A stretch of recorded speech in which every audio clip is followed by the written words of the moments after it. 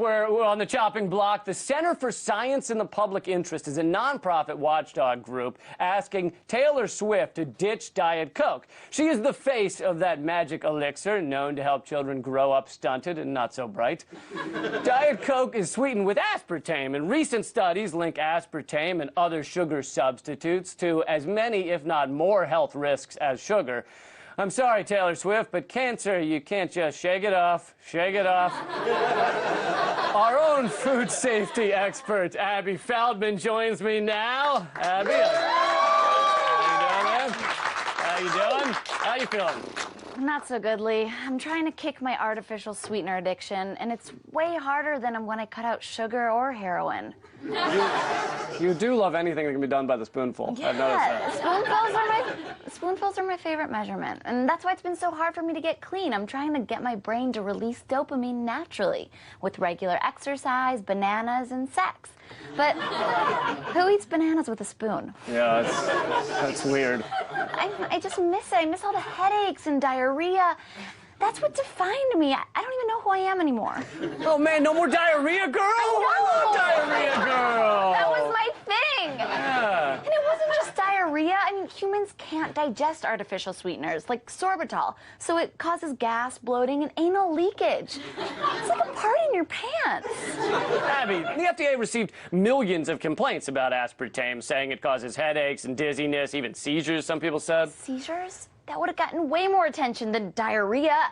I could have been seizure girl. Well, and those complaints were just 1% of, because 1% of people basically take the time to file a complaint. I don't know about you, but when I get this, first thing I do is call the FDA.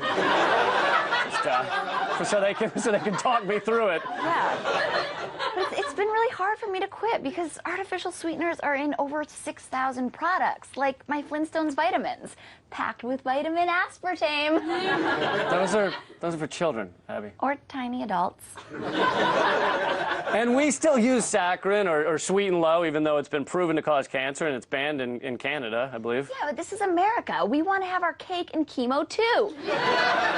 Also, Sweet and Low is the perfect name for a friendly little person stripper. Oh, or a clown with mood swings. Which are also caused by aspartame.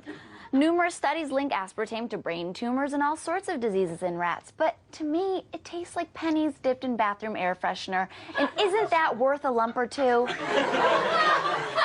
You know what they say, a moment on the lips, forever on the hypothalamus in the form of a brain.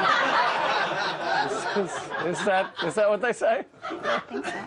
Yeah, it looks like fake sugars also lead to obesity, new study showed. Right, but scientists call it metabolic derangement. So non-caloric sweeteners actually lead to overeating because they mess with our body's ability to detect satiety. So we get fat and sick, and I get to satiety.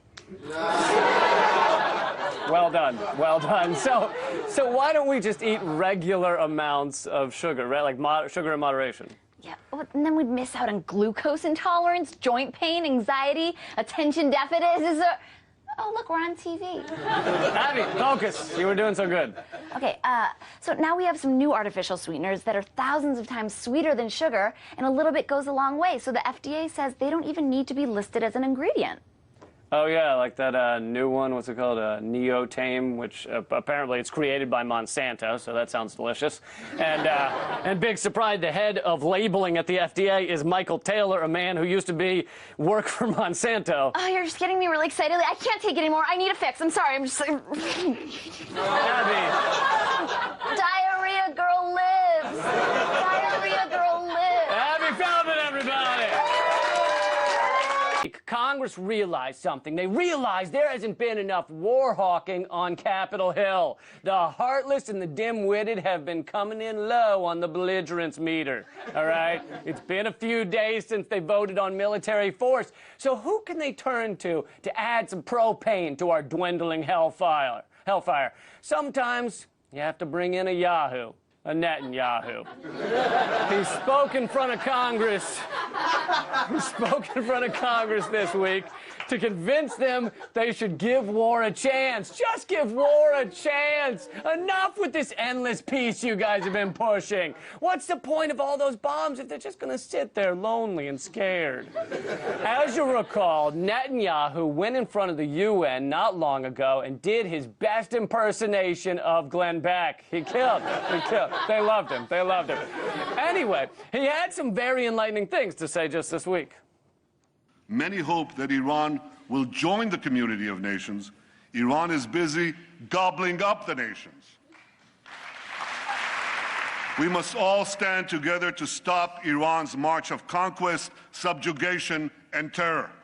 Yes, we have to stop Iran's conquest of other nations. Their tentacles are taking over country after country. Let's see the big map.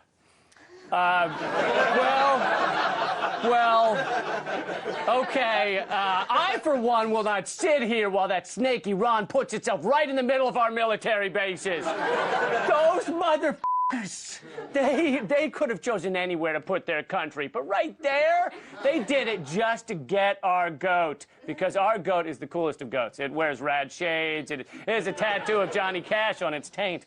But Netanyahu, take your time on that one.